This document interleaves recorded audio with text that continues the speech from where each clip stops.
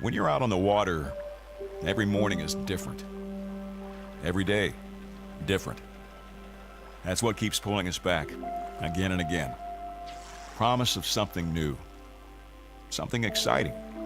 The promise of memories we'll keep forever. Fishing is a simple pleasure, really. One that makes us feel connected, makes us feel alive. And when your line tightens and your rod bends, it doesn't matter if you're a 6-year-old or a tournament pro. That buzz of excitement hits us all the same way. It's the moment we live for. Give me some.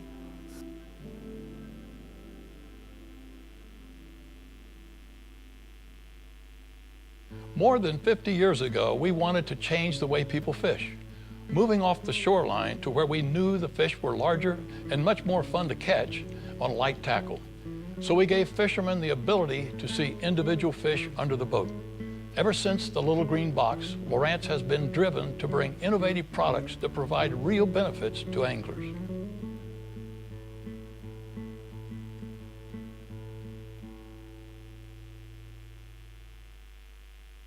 Today, Lowrance continues to build on its heritage of innovation and enhance its reputation for success, helping regular folks catch more fish and tournament pros capture more championships. It's a fact. More pro anglers count on Lowrance Sonar and chart plotter products than any other brand. Folks at home. By a long shot. Yeah. And as you might expect, there's a darn good reason for that. You know, I remember the first time I ever caught a bass on an artificial lure. I was 12 years old in the Pocono Mountains. I walked to the end of the dock.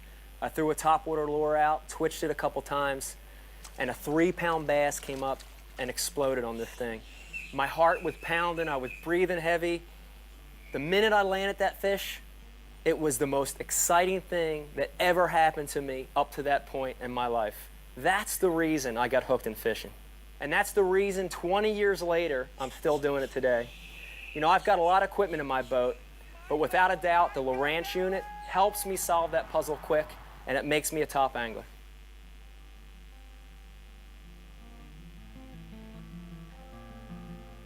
Whether you're a tournament angler or a weekend warrior, you measure success by making the most of your time on the water.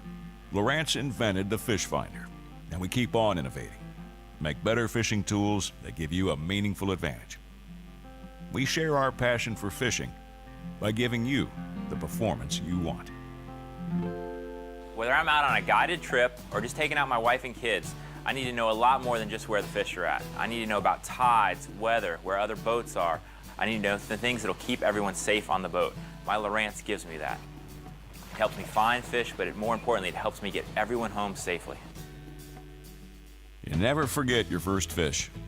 And we relive that moment every time we see a child's face light up with his own fish on the line. When he grows up, most likely he'll take his kids fishing too. That's the way it's always been. Traditions like this make us who we are. Fishing makes families stronger, connecting generation to generation on the water. We go out in search of fish, and in the end, we find so much more. Technology makes fishing better, thanks to Lowrance. And traditions will continue, thanks to you and me.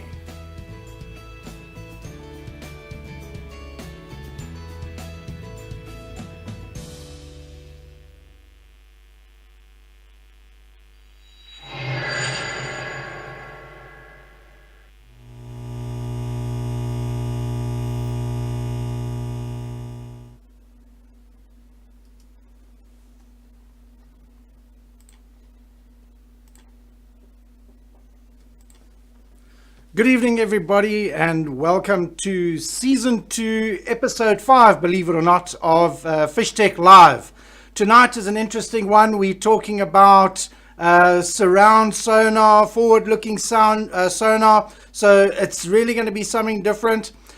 We know this is essentially a Lowrance product, a Lowrance brand, but there are things happening. There are other things happening in the market, which I think we need to talk about. They have been happening for quite a while. So that's going to be our plan tonight. We're going to talk a little bit about what's happening. I'm going to give you guys a couple of specials, something to really look forward to, save some ka-ching.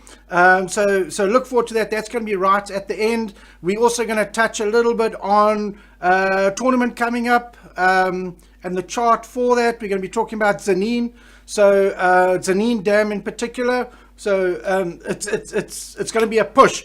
I mustn't get distracted tonight. I must stay focused, and yeah, let's go for it, guys. Surround sonar, tricky business, tricky business. Let me show you some photographs of some history here.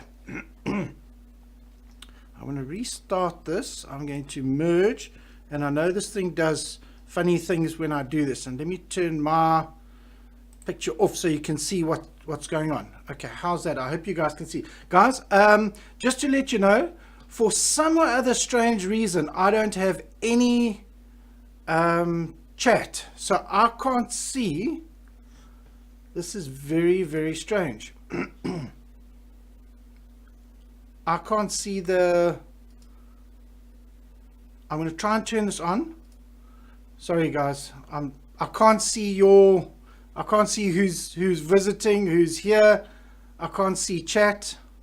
For some other reason, it's off. Anyway, Facebook might be having a glitch. Maybe what you can do, guys, those of you who have my number, just send me a WhatsApp if there's a problem. It seems like there is a problem. Oh geez, guys, I hope you guys can see what's going on my side. I've got nothing.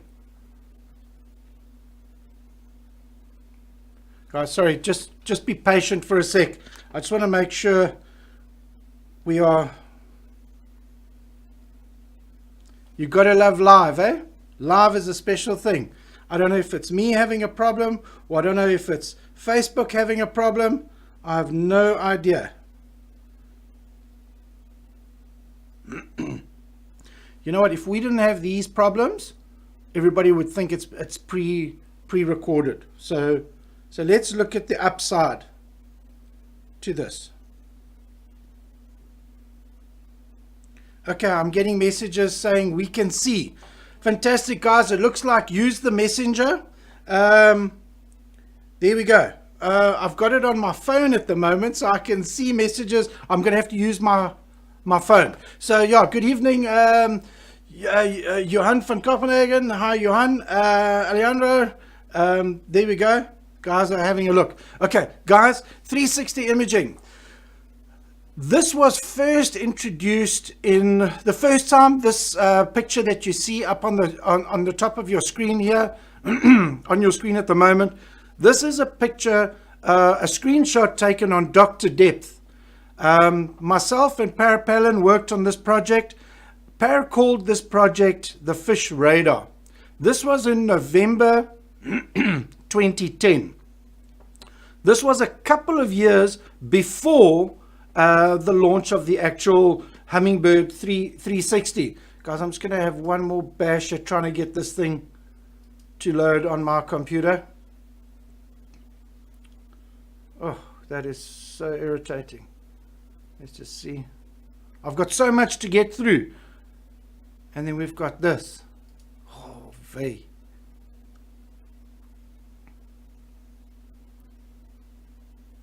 Guys, I'm going to forget about that. I'm going to just depend on your messaging. So you can just use the messenger and you can just send me there. So just have a look at my page. Go to John Easton's Facebook page and click on the message and you can write me comments there. This thing is clearly... No, hang on. Now I can see. There we go. There we go. Okay. I can see comments coming up now. Okay. So I think we're sort of on par here now. Right. Back on track. Guys, like I said, this was Per Palin with Dr. Depth. He now works for Johnson Outdoors. He does their mapping side. He created AutoChart Live and their whole mapping side, along with, he obviously joined up forces, I think, with Lake Master, and that's what he's doing. But he created this fish radar. This is what he called it. He called it the Fish Radar. That's basically what it looked like. It was just an old trolling motor mount that I put onto my boat. We used a servo motor controller. It was a little bit crude at the time. It had a little bit of a shake to it. It wasn't very smooth. And we just put the Hummingbird HDSI transducer slap bang onto the bottom of that. And basically what that did was it just swiveled around 180 the one way, 180 the other way, giving us our 360 degree coverage. Soon after that, obviously in 2012, I think it was, Hummingbird released the official 360 imaging, which you can see there. Then we started playing around. Then Lawrence released Structure Map. Now, Structure Map is basically driving around with your side scan on, and you go to overlay and you turn your structure map overlay, your side scan overlay on, and then you get a side scan overlay on top of the actual charts.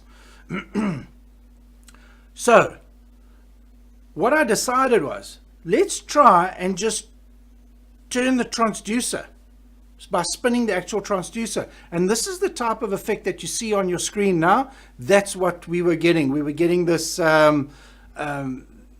it looks a little bit like 360, but you get the idea. It wasn't very clear. We were playing around with range and what have you, but that's what we had.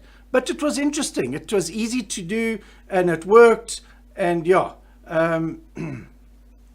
then there's just another picture of it again. That's just turning it a few degrees.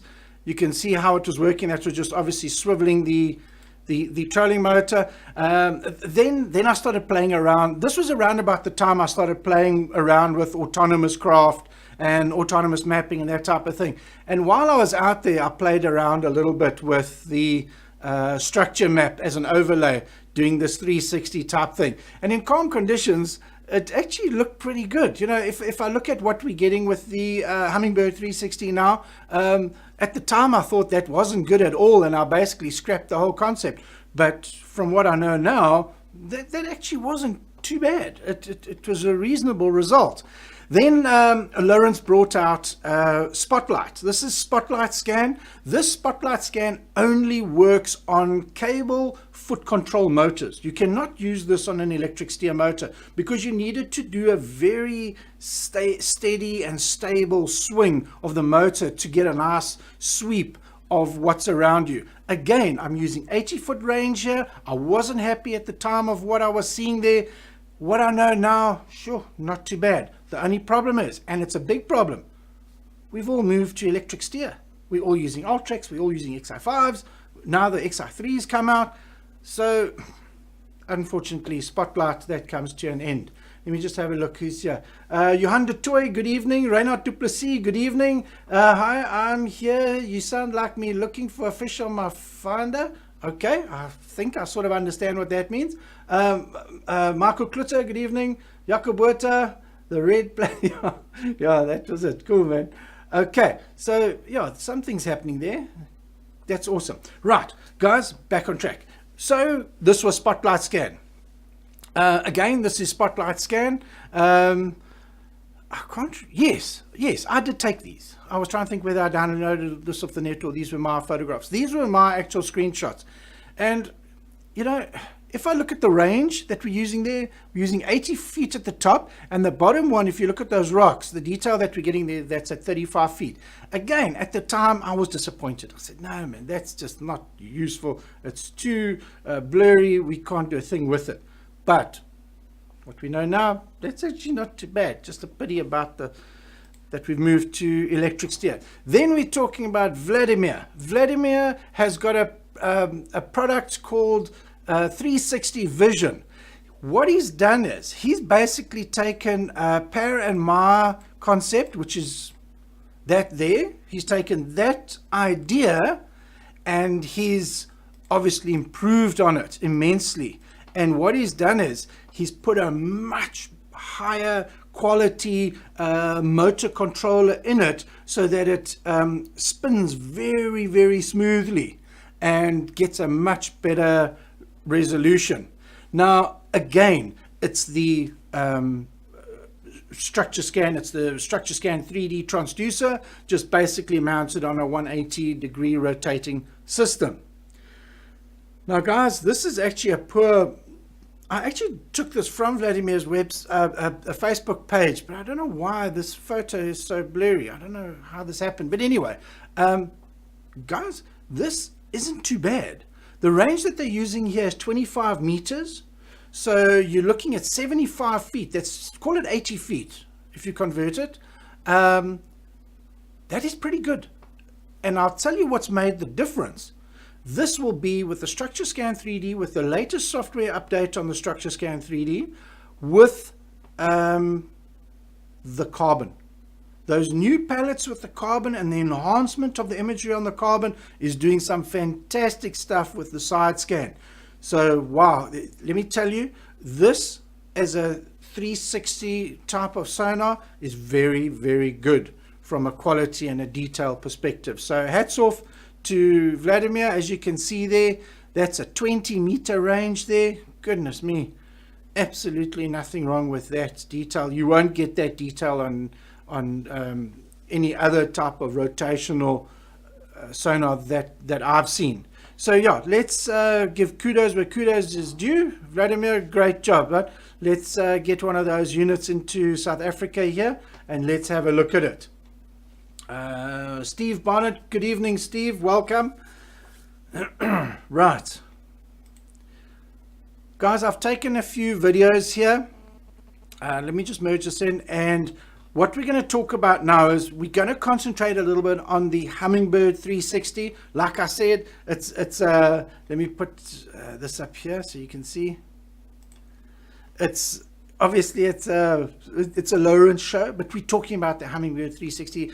All these video clips that you see now, this is time spent on the water with the 360 unit, with the latest software updates, with a 800 by 480 pixel display, which is equivalent now to the Helix 9. The latest Helix 9 has a 800 by 480 pixel screen. So we're looking at that sort of a resolution.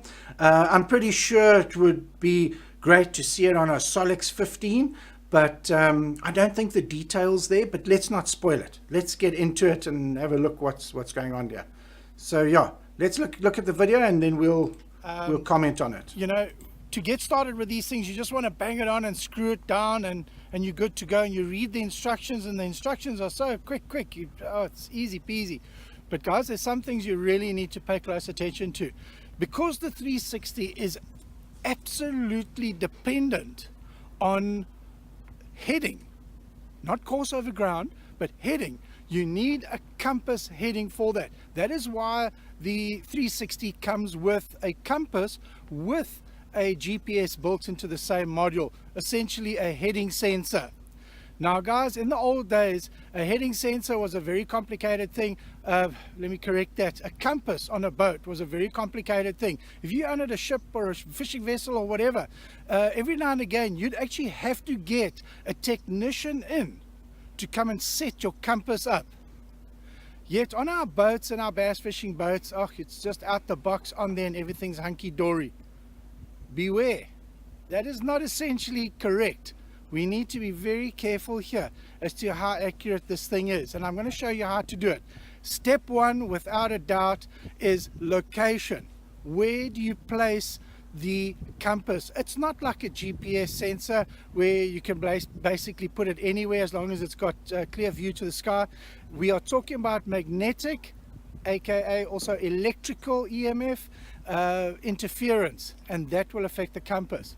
Let's have a look at the location where I just bang mine onto the boat, and let's see how it looks.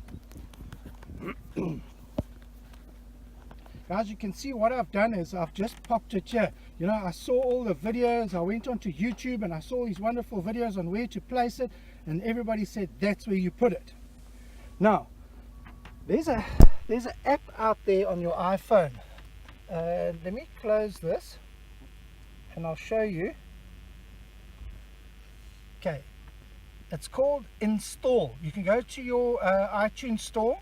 I don't know about your Android devices, sorry guys, I don't do Android, but the Apple guys, you can go to your iStore, your iTunes thing, App Store, and look for this. It's by Gemico, but in the search you're going to type in install, and you're going to look for this name, Gemico.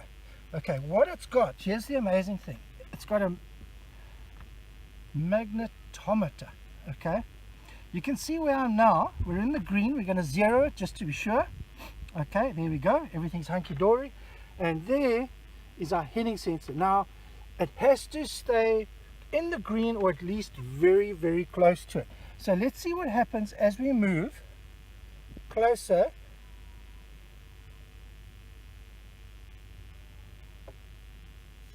Okay, we're still in the green. Everything's looking good. We come up here. Now guys, look what happens here. We're still in the green. We're okay. We're okay. You can see we're very close. We're in the green. You'd think, okay, we're fine. But you've got to put it directly on top of it.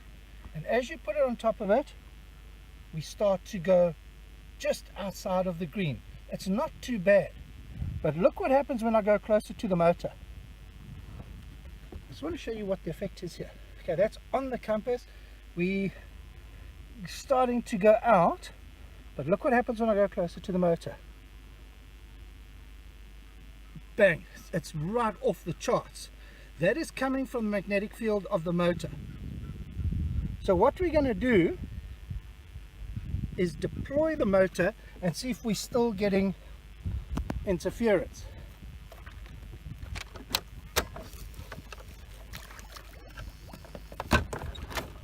Okay, motor's down there. Let's see what happens now. Okay, everything looks okay. Everything looks okay. And look at that. We're clear. Because the motor is deployed and it's way down there in the water, we're not getting, excuse me, we're not getting the interference. So this, yes, is 100% spot on. That's a great spot. Okay, next. Guys, next, okay, from a magnetic field, that is clear. Because mine is clear, it does not necessarily mean that yours is going to be clear. We've got to do another test on that magnetic interference just now. We've got to actually have the motor running. Okay guys, like I said, we're going to do a test with the trolling motor running. That's it on at the moment. You can see the lights on, the prop, the GPS is on, that's under power. Our HDS carbon is powered up with the sonar running. That's very difficult to see that screen. That's running. You can see we've got course over ground, we've got heading. They're pretty close. That is not too bad. I know in the manual they say 5 degrees, but that's not too bad, guys. And if you come down to our magnometer here and we place it right on top of the unit, it's still fine. Within the green, everything is hunky-dory. We're good to go. Look at that. We're getting 303, 305. Now that we've been moving a little bit, that means our compass is perfectly set up. We're going in a dead straight line and everything is 100%. Guys, at this point, that is a fantastic reading. I'm so glad that we're getting that. You can see course over ground, which is created by dropping pings from the GPS, and our heading is coming from the compass over there. Okay, everything's perfect. Next. Right, guys, that was a little bit of a lengthy video, but it was very important to stress where you put that compass. I've seen those things in some very strange places, and some places that look perfect for some other reason do have magnetic interference from something underneath the deck there. A screw perhaps that was put in with a magnetic screwdriver that throws it out. You won't believe it. That's now twice that I've actually experienced that. I know that's not many for the amount of installations that I've done and setups that we've done, but let me tell you, those 2 screws just about drove us insane to try and find out where that was coming from. So that's definitely very important. Magnetic interference from your electrical or your motors or whatever, watch out for that. It's a big problem. Right, let's look at the next video. This is compass alignment. Remember, compass is lining things up. A compass is giving you heading. If it's not fitted correctly on the boat, what's the point? Because it'll just defeat the entire object. So let's have a look at the next video. The next thing that we need to look at, and this is very, very important, is we've now found the location that, because of it being a heading sensor, it's got to point perfectly forward. Now here comes the problem. A boat's bow is curved, and because of the bow coming together and being curved, it actually makes it very, very difficult to see what is truly straightforward, because it's got to be perfectly in line or parallel to the keel of the hull. So let's have a look.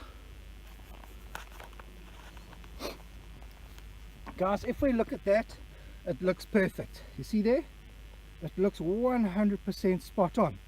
But just to be sure, because of it being a hull, you can make something up like this. I've just taken a little piece of cardboard. It's basically the size of a coffee cup, that I've cut that out, and place that over your compass and line these lines up so that it's perfectly square. Okay, now we look at the boat, and guess what? It's off. Can you see that? This is too far this way. It's pointing too far to starboard, to the right. So luckily I've only put in one screw at this point, and always do that when it comes to installing these heading sensors. It allows you to give it a little turn, guys, and that is it. Actually can go a little bit more. Oh, too much.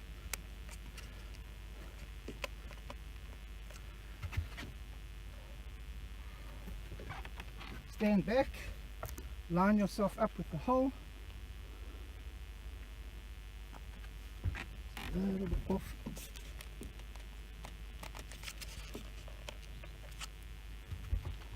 Make sure your cardboard is still straight.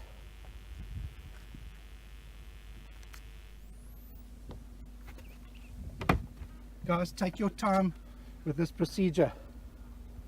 Perfect. That is perfect. Dead straight.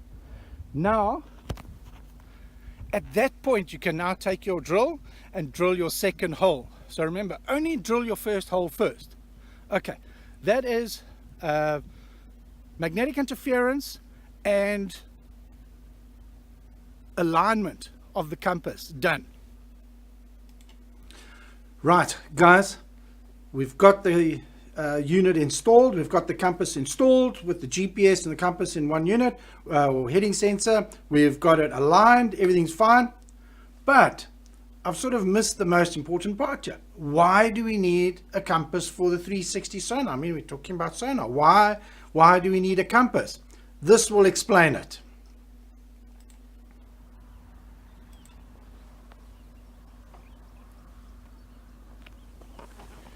Guys, now that we've got the GPS receiver and compass mounted correctly and in the right spot, everything seems to be perfect there. I want to show you what it does on the water with regard to course over ground. Remember, course over ground is created by pings, by breadcrumbs created by your ping. Okay, heading comes from your compass. Now this is why, to fish offshore structure, you have to have a heading sensor. I don't care what brand unit you have, it doesn't matter. Some guys tell me, yeah, but my beep word doesn't do that. My charts are stable. Guess what? All it's doing is damping the accuracy of the chart. So when you start turning and whatnot, it's just holding it there. You're not getting any accuracy. The most accurate charts without a heading sensor will spin radically when you're not moving in a set direction. If you're stationary and just swiveling around, a good chart plotter, a good GPS will spin. You'll see your chart spin. That means it's working well. If it doesn't do that, you've got damping taking place. You don't want damping. Don't do that. Okay, let's have a look what happens here. We've been drifting in this direction of these weeds now for a little while now. Now, what I want to do is, I want to see how my trolling motor is pointing backwards. I'm going to reverse us now, and I want you to watch very carefully what happens to heading. And heading should stay pretty much the same with slight variation.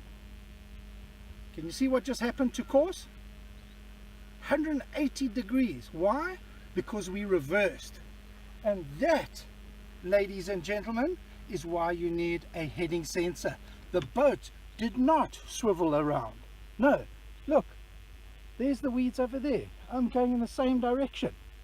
Okay, but our COG, our course over ground, changed by 180 degrees, as it should. Now, when you're targeting offshore structure,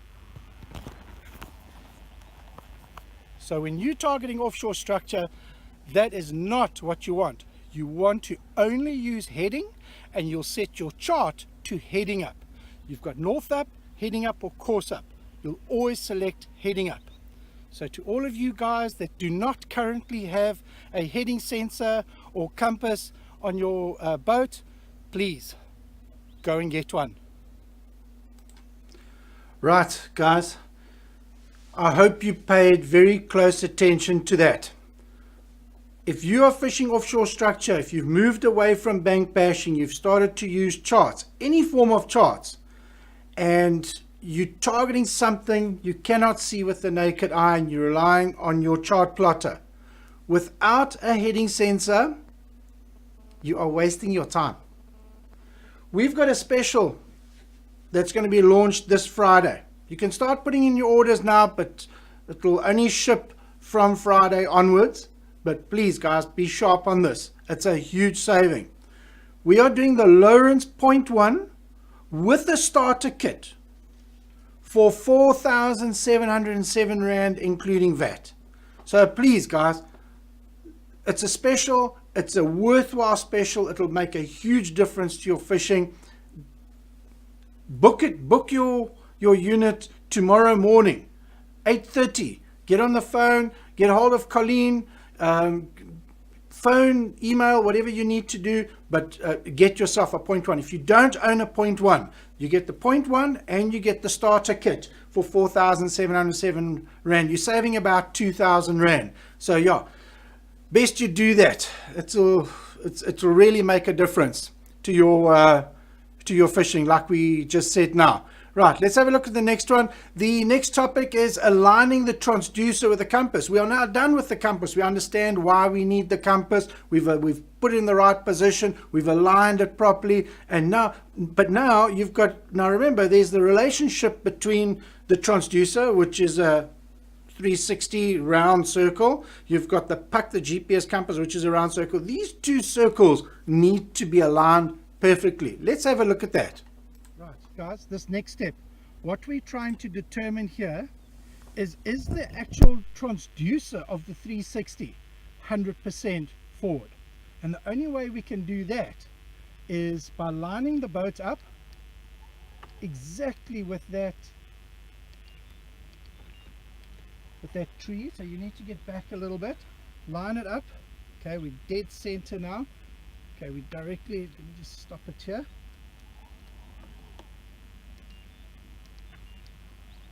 There it is.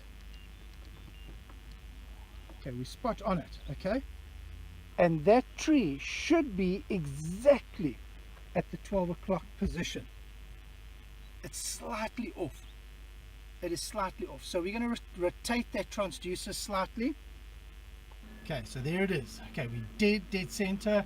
Guys, you're going to need very, very calm conditions in order to do this.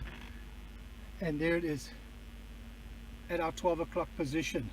You see it's just on the edge of our 50-foot range. You see, don't look at the legend right at the bottom. You look at the rings, the 50-foot rings. There's our first ring, is 50 foot. We're just on the edge of it. We're on a 50-foot range on a 360, and you just see it pinging there. So yeah, that is working as advertised. Let's go a little bit closer. We're going to bring it up. We're going to bring it up to about halfway. You'll see on the Lawrence units, it is incredibly accurate and sensitive. Like I said, it's refreshing at 10 hertz. So that is exactly what we want. So what I'm doing is I'm bringing us forward. You'll see our speed is coming up slightly on our chart plotter there. I'm going a little bit off course. See our heading and our course over ground is looking great. You'll see on the Hummingbird, the COG hasn't caught up yet. You see that COG that I was talking about, that course over ground? We should be in the 250s, somewhere around there. 250 to something or other. There we go. The heading is perfect. This one's giving me a course over ground of 082. Our COG on the Lawrence now is even drifting all over the place. You see that maroon line spinning all over the place. Okay, because we're going so slow. We're at 25 feet now, just under 25 feet, probably about 20 feet now, and there it is there. You can see there's the tree. It's slightly off to the left, and you can see it's slightly off to the left on our unit. Guys, that is a perfectly set up 360. I know it's been a meal to set that up, and it's not, they'll tell you, oh, screwdriver, drill, go fishing. No. Take this time, spend this little bit of time doing what I've done here, and you will thank me later. Honestly, for those of you that already know this and already doing it, good on you. Why didn't you tell other people about it? Guys, you've got to help your following. If you promote a brand, get on Facebook, not just at your club. Make it public. Help people learn what you know. A lot of people now will probably say, oh yeah, we know that and whatnot. Yeah, but okay, that's fine. But those of you who want this thing to work and want to give it a bash and want to invest the money, this is the way to do it. Set it up properly. Take the time to do this. If you want someone, it's difficult now on my own trying to do this. It would be a lot easier if I had somebody with me. So I do suggest you take somebody with you. And remember, guys, it must look like this, like glass. No current, no wind, perfect standing timber. We're in, what depth are we in here? We're in 17 feet of water. It's perfect. There's enough in the water column. You see there, we're right on top of this thing now. This branch, that you see, this branch that's sticking underneath here, you can actually see it on the 360. There it is there. So guys, that's the perfect setup. Right, next. Right, guys, I think that pretty much sums it up from an installation perspective and why we need to do what we do. For those of you who don't own a 360 and are looking at getting one and want to just go to your local boat shop and pull in there and drop a ton of cash with the oak and tell him to install it for you, and he doesn't go onto the water, and I repeat this, and he doesn't go on the water and sets it up on the water for you, watch out.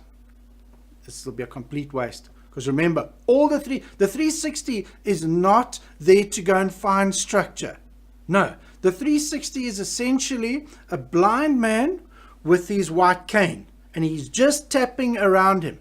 You've got to take him, or he's got to previously know where he's going, and then he's just tapping exactly distance, range from him where obstacles are, and range and bearing where they are, and so he navigates. But he essentially needs to know where he is, and that's what a chart is all about. So take the time to do this thing properly. If you say, okay, I'm going to use my 360 to go find structure, yes, you will accidentally bump into structure with your white cane like a blind man, but you have to use your charts. Get your charts to take you somewhere. You'll see now why we actually do it, and how we use the charts with it, and why we even talking about the 360.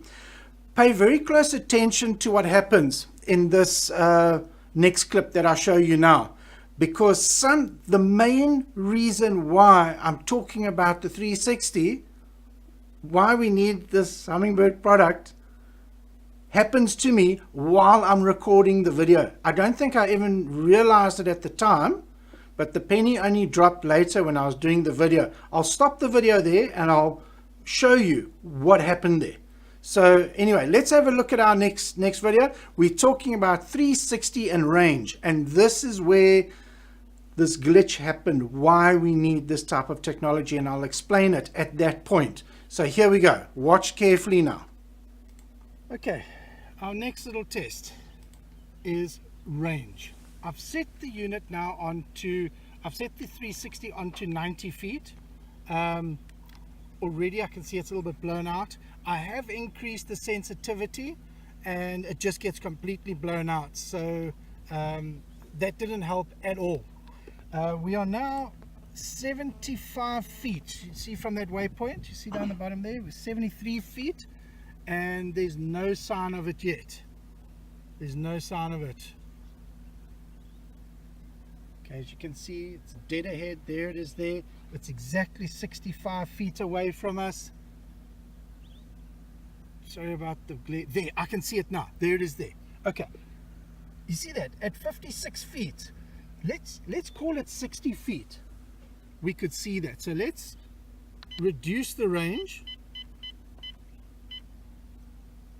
I'm going to make it 65 feet because we saw it at 60. So for a tree like this, we are now 40 feet from it, as you can see there, 38 feet.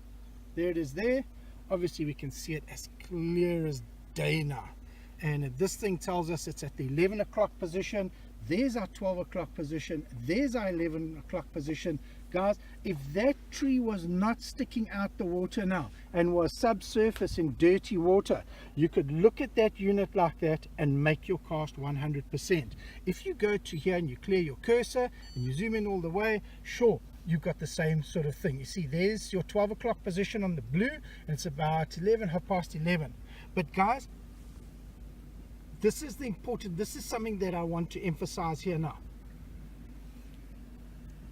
That there, that waypoint is telling me it's still at about 11 o'clock position. Okay, I'm not happy with that because there it is there. Right, let me put my little video on. Did you hear what just happened there?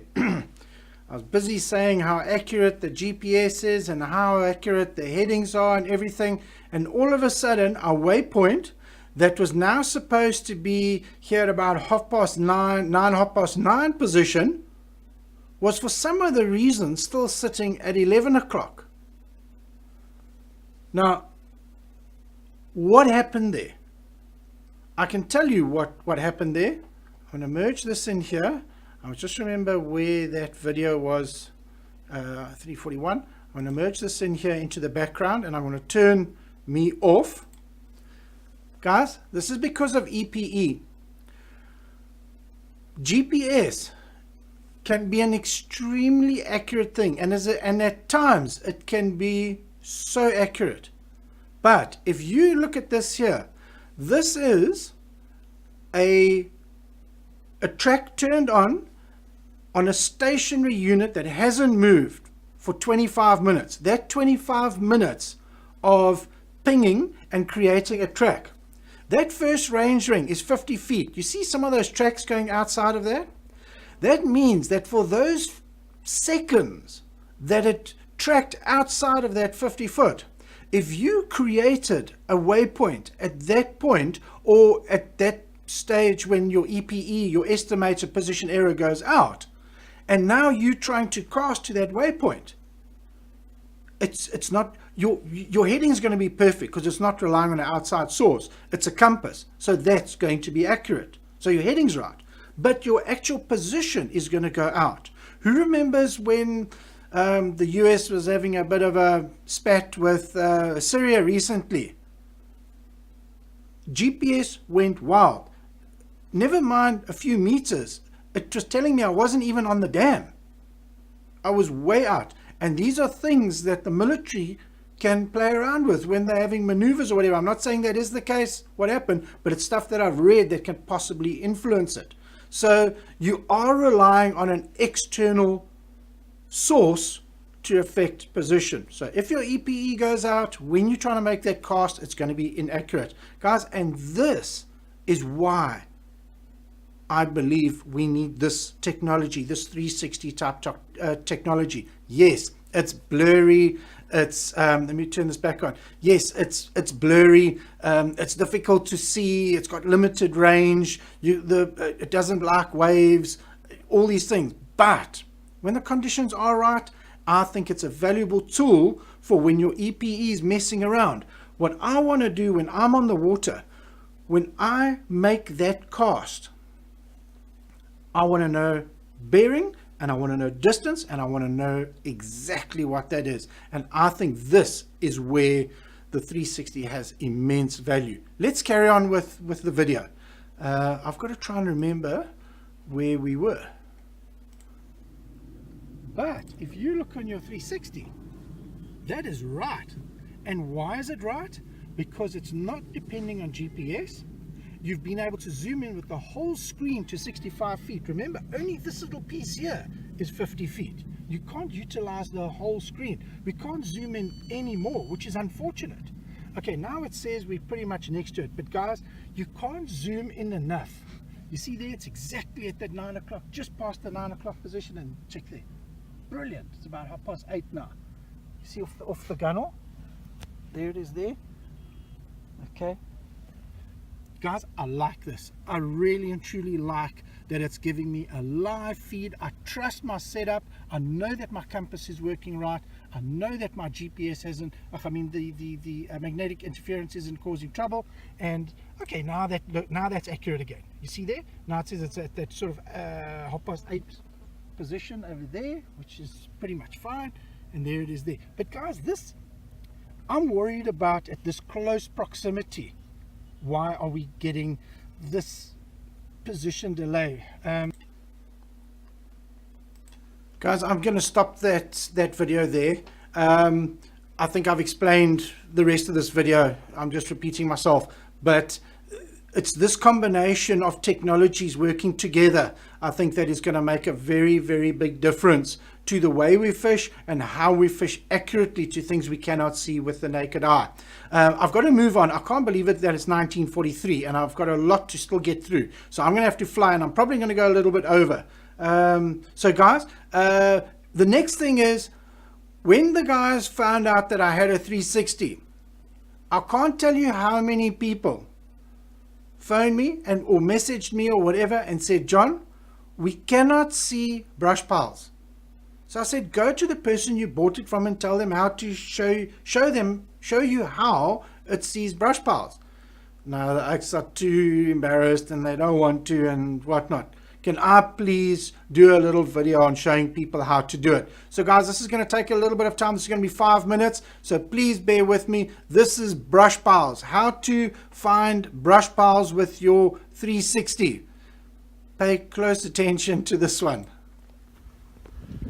Right, the final thing for today, well, while I'm out on the water here now, guys, I've had quite a few people saying, John, what does a brush pile look like on the 360? Now, I've got screenshots. I'll show you screenshots of this brush pile. I didn't want to make it difficult for the 360, so it really is a substantial brush pile. It's a small tree that's been pulled into the water. It's been here for a while now, so the fine stuff has pretty much come off, but there is still quite a bit there.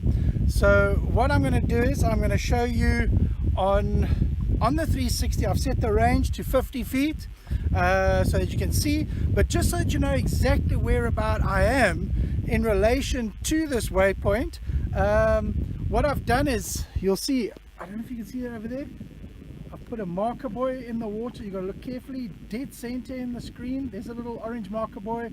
I drove over it and I placed it there to help us out. I've got the 360 on. There we go, our 360 set to 50 feet. We've got our chart so we know where it is. You can see there's my little waypoints there as to where it is. Our fish reveal. And what I'm going to do is I'm going to put the drone up and we're going to have a look exactly what this brush pile looks like on the 360. We are currently It's 50 feet away from us at the 3 o'clock position. And there is a little, no, it's a hump. Guys, you know what I say about sonar, eh? If you're not sure, it's not there. Forget it. You must be when you see fish, you must know it's fish. When it's a brush pile, you must know that it's a brush pile. So anyway, let me get the drone up and have a look.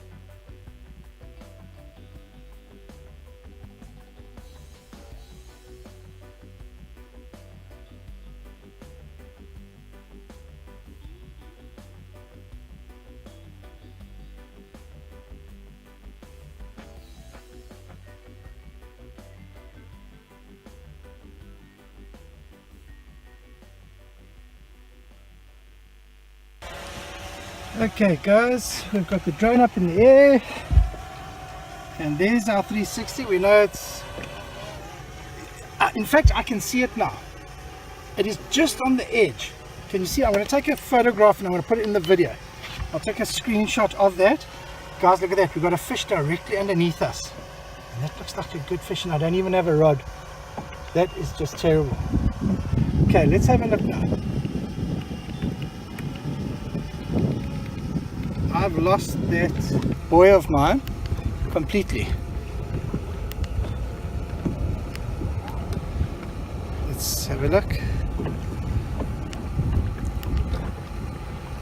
There it is on the edge. Can you see it? Up on the top of the screen there? There it is there. That's the brush pile there. I'm going to take a screenshot and I'll put that in. Guys, it's not easy to see. I know there's a lot of reflection now, but I have taken a screenshot. At that sort of 25, the minute you go sort of, okay, we are in 23 feet of water, as you can see there. It does become quite difficult to see, but I can see it. We basically right on top of it now because you can see it's actually coming into the water column. You can see there it is there. I've placed my marker buoy in the wrong place. I should be there. You see, and this is what's nice about the 360 is even if you've dropped a marker for whatever reason, you were using a marker buoy, the 360 is going to be more accurate. There it is there on that 11 o'clock position. So we should be fishing over there, not there. You see what I mean? Let's see if we go a little bit closer. You can see it quite clearly there now. You see the brush pile there?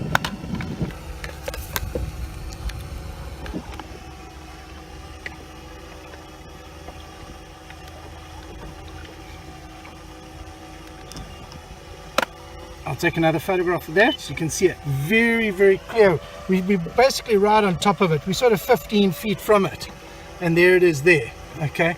So it's not where the marker buoy is. It's actually over there, and the 360 helps us with regard to that location.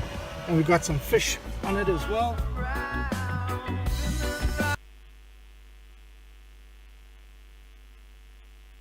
Right. I nearly forgot to turn on the mic again. Guys, as you can see, it was not easy to see that brush pile, and that's a big brush pile. So, you know, to sit in front of your computer now, you're looking at the TV, there's lovely, there's drone footage, and there's a screen here, and there's GPS, and there's charts, and screenshots, and all that. You're like, yeah, man, that's easy, I can see that. Let me tell you, when you're on the water, there's wind, there's distractions, and you're concentrating on fishing and that. To spot those brush piles is very, very difficult. So it's going to take some training. Don't push the range too far. Do not go past 50-foot range when you set it up. You won't see those brush piles over 50 feet. You won't. Big rocks, big trees, yes, you can squeeze it a bit. 65 feet, we saw. About 65 feet, you can push it. But For brush piles and that, keep it down to a bare minimum, maximum 50 feet. So let's have a look at that. Right, next thing, geez, I've got to move. It's 10 to 8 already. Guys, what about fish? I have heard some wonderful stories. I put a post up on Facebook about the thing there a week or two ago, and geez, man, the stories came out the woodwork. Geez, the one fella, he reckons, no, geez, he was fishing down there at Wriggleswade, and then the distance on his 360, he picked up this weed line, and the fish was sitting next to the weeds, and he cast there, and he caught these fish. I would love, let me tell you, I would pay a lot of money to see that screenshot. I mean, let me just show you what I've seen with my own eyes. I'm going to show you what a large carp, I'm talking about, this fish, this carp is around 8 to 10 kilos. Have a look at this. Okay guys, now we're coming up to, you can see a really interesting section here with a big channel. There's some grass there, some weed at the bottom. You can see we're coming up to a channel with some really nice rocks. One or two really big rocks there. Well, not massive, though they're not boulders. You can see our course over ground and our heading is lining up nicely. We go on to the bird. Yes, that's also doing the same. Very, very nice. Very close. Nice big carp there. Probably about 10 kilos. There he goes. I don't know if you saw that.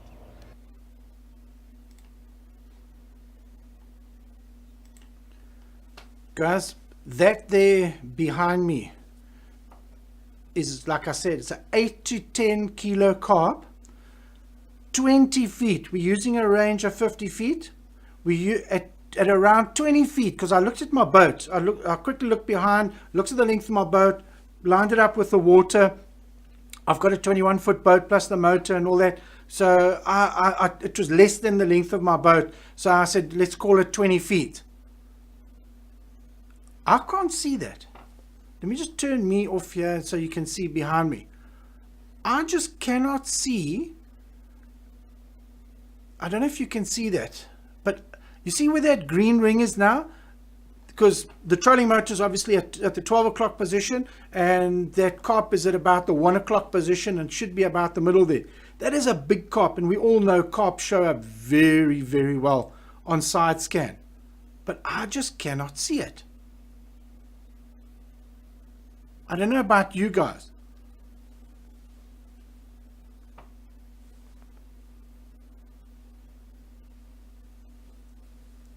Anyway, guys, I'm going to pause that right there. You see this overlay that I've done here now? I'm just showing what that range, you see that big rock at that sort of 12 o'clock position? That's basically what we're covering. Remember I said to you the blind man with the white cane around him? You're limited to that range. You don't have the full picture if you don't have charts. And if there isn't a FishTec chart for your dam, use structure map in the meantime. You know, use the if you've got a Lawrence unit with structure map, go up and down, do a couple of passes, drive nicely, drive properly, and yeah, you'll find some amazing stuff. But guys, when it comes to seeing fish, I'm disappointed with the 360, and this is a massive carp. So if I cannot see that carp, maybe it can't see fish that's high up in the water column. Maybe it's got to be down on the ground, you know, deeper or whatever. I don't know. I don't quite know what the story is there. But guys, Garmin released something this last week. I don't know if you guys have followed this video that's been on Facebook, but my goodness gracious me, just have a look at this.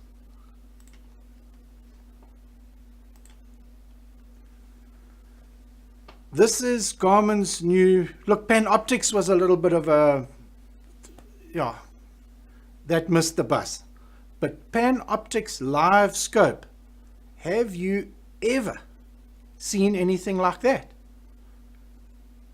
Look, those are big fish. That's a range of feet, 5 feet increments. Some of those fish are longer than 5 feet. So those are some really big fish there. And I'm pretty sure this is in an aquarium or something along those lines. But I'm pretty sure that big carp that swam past me in that video, I'm pretty sure we would have seen him with this device, but we would only know that if we've tested it ourselves in a real life situation. A lot of videos have actually come up this last week since then, and yeah, now it's not looking so good. This video that's behind me now, I can't believe what I'm seeing with my eyes. It is phenomenal. Is it something that we can replicate in our fishing environments? Only time is going to tell. But anyway, let's just have a look. Yeah, I think that's pretty much that done. Guys, next, quickly. Geez, I've got to really move now.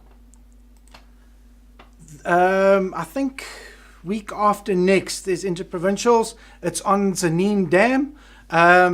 And guys, I don't have a FishTec HD chart per se of aerial footage and elevation and mosaics and ultra HF.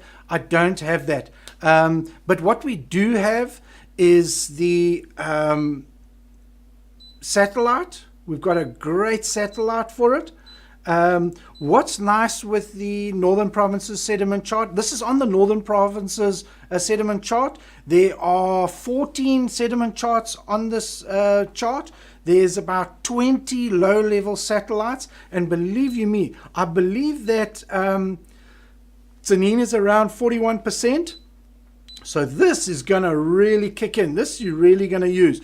The way I've set it up, you can use this with your free CMAP Genesis. You see all these contours that you see behind me? This is all compatible with your free account. If you don't have it, sign up, download it. It's free. This is obviously recordings that other people have done. I cannot vouch for the accuracy of it because I didn't do it. But what you can do is, what I like about it is you can take your photo overlay and put it to land only. Now what that does is it gives you the satellite imagery for around the edge of the dam like this, but it gives you depth detail in the water, or you can change it back to full and you've still got contour lines there. A little bit harder to see. I think it's something that CMAP Genesis could possibly work on, that we can change the color of those lines, but they are there. They will help you. I don't know what the actual feet is down. We know it's at 40 something percent, but we don't know exactly how deep that, you know, how many feet is the dam down by. And then of course what we've also got on this chart is your sediment. You just pop it onto sediment, and yeah, there's some really, I think the sediment is quite good. It's not the best that I've seen, but I know when Brendan van Zydam fished here, he said to me the sediments, Brendan van Zydam actually won nationals on Zanin. So guys, if you want to talk to somebody who knows what they're doing on Zanin, have a chat with Brendan van Zydam. He's the man. Let's just see what we get here on the satellite. No, you can't really. You see, you've got to be careful with the sediment because you don't know where's land and where is the shore. So there we go. There's the water area there. So yeah, you know what you can do is split your chart up 50-50, and yeah, I think it'll work. Guys, yes, something I've been meaning to talk about for a while now, but before that, guys, all of you going to Interprovincials at Zanin, best of luck to everybody. I'm sure it'll be a great event. The organizers always do a great job of these things, so let's see. Hopefully we get some live footage. That would be nice. But guys, something I've been meaning to mention for a while now. My book. I don't know if you can see that. My book. Let me put this on. Do that. There we go. I'll put that on there. I'll put that in the background. There we go. Guys, this book of mine I launched a good few years ago. Was there a year on it? I can't remember. But a little while ago, a couple of months ago, this book hit 15,000 copies sold. You can get a digital PDF version of it. It is the first original book. There is a second book out which deals more with the newer technology stuff. But the technology that's in here is the same technology that we're using now. So it certainly isn't a waste. If you don't have a copy of this original book, go and get yourself a copy of it. Fisherman's Guide to Sonar. There we go. It's and also my Fisherman's Guide to Sonar 2, which deals with installation and setup primarily. Also, it's a download. You can download it. You can pay for it with PayPal or with your credit card, or give Colleen a shout or whatever, and book it. And I will send you a link, and you can read through that. It will make a difference. There's many years of experience in that. Guys, last but not least, very important, carbon 16. Out of the bass guys, there's, as far as I know, not one bass guy in South Africa has a carbon 16. At 144,000 when they first got released, we understand why there isn't more carbon 16s on the guys' boats. But guys, this week Friday we got a special. There's 2 units available, only 2 units. We're selling them at 88,000 Rand each. A little while ago the guys were dropping 70 grand for a 12-inch unit on a carbon, no problem. For 18,000 Rand more, get yourself that big 16-inch unit. If you've ever sat with a 16 unit in front of you, I just cannot explain it to you. Especially if you're using FishTec HD charts. You know, those charts of mine have such incredible detail. So much is lost in the smaller units. Whereas that 16, it just pops. The 16 isn't for everybody. It's the Bentley. It's the Rolls Royce of fish finders. So for those of you who can afford that type of Tom, phone tomorrow and book those units for yourself tomorrow. It's a great opportunity. So yeah, guys, best of luck to everybody in all the tournaments around the country. I know the season's pretty much wrapping up. We've got World Champs coming up soon. That's in China, Mexico. I know it sounds like I said China, Mexico, and China in the Far East. No. It's a place in Mexico called China. I've probably pronounced it wrong. It's probably called China or whatever, but it's spelled like China. That is going to be really interesting. I know some of the South African guys. I know one of my pro staff, Martin de Kock, has just got back from there. Well, it looks like it from the photographs I saw. But yeah, best of luck to the guys for that. But we will talk about that a little bit later. I just want to have a quick look if there's anything here. Peter Espo fish. Right. Guys, read the comments. There's some good information there. For those of you who did join me tonight, sorry I've gone a little bit over. Thank you very much.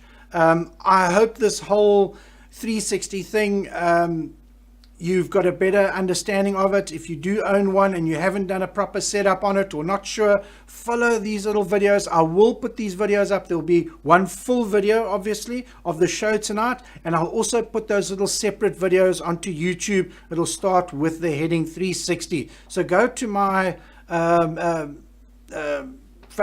YouTube channel called Troll Fury and subscribe and like and share and enjoy. Guys, I have no idea what we're going to be talking about in episode 6 next month. I'm sure it'll be something interesting and it'll be sparked by social media.